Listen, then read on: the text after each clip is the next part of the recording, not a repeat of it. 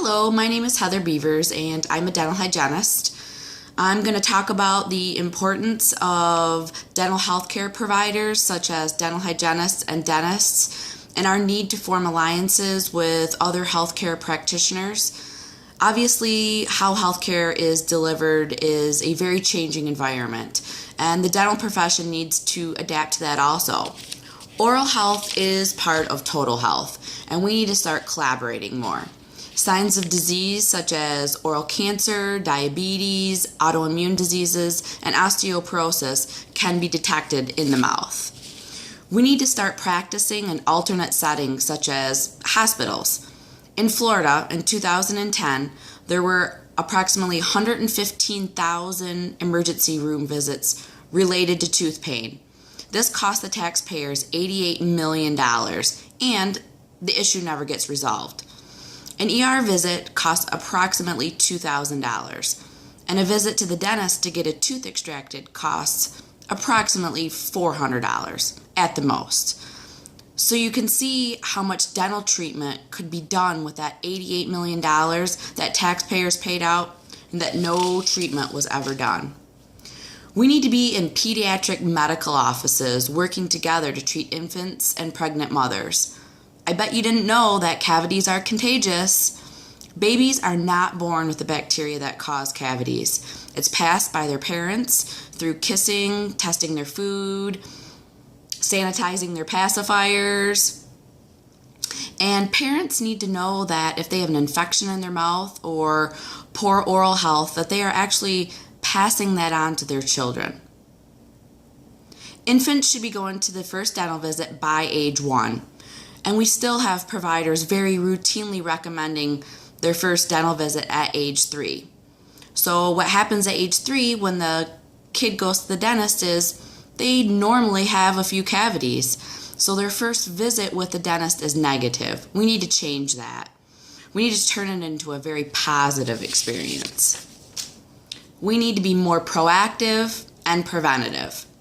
A gynecologist should want to hire a dental hygienist to provide oral health education to pregnant patients so that they understand how to improve their oral health during their pregnancy. Periodontal disease, which is the infection of the gums and surrounding tissues, can lead to low birth weight. That's pretty significant.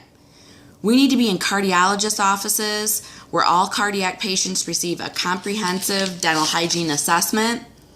There is a link between the plaque in your mouth and the plaque in your arteries and your heart.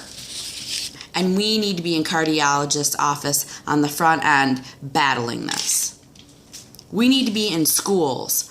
Cavities are the number one most common chronic childhood disease in the United States. That's above asthma. 1 in 5 children, 5 to 11 years old, have at least one area of untreated decayed tooth. Where else in the body would it be okay to have an infection? Nowhere. But because we can't always see it or it doesn't hurt, we ignore it. Wouldn't it be cool to have a treatment room in school so that parents wouldn't have to take time off work to take the kids to the dentist, and the kids would miss less school and get the treatment they deserve? We need to be in assisted living and nursing homes treating the geriatric population. 70% of adults 65 years or older have periodontal disease. 70% of adults 65 years or older. This population deserves regular dental care. We need to educate the nurses and aides on how to care for the elderly population's oral health. And there is a link between the bacteria in your mouth and the bacteria found in ventilator-associated pneumonia. Think if we could prevent ventilator-associated pneumonia by just having a patient's teeth brushed twice a day by a nurse or a nurse's aide. We need to be in medical offices working with patients to control their diabetes.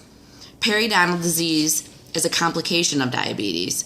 Approximately 95% of people with diabetes have periodontal disease.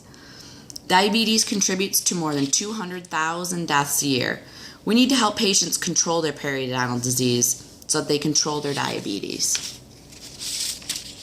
We need to be in an oncologist's office working with patients who are on chemo. There are many oral complications during chemo, such as painful mouth and gums, dry mouth, burning and peeling and swelling of the tongue, infection, and change in taste.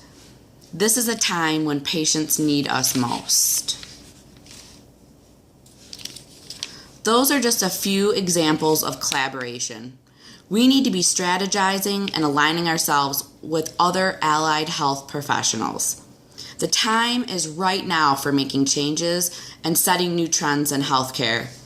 We need to stop limiting ourselves and start making a difference in helping to improve the oral health of the public, and the time is now.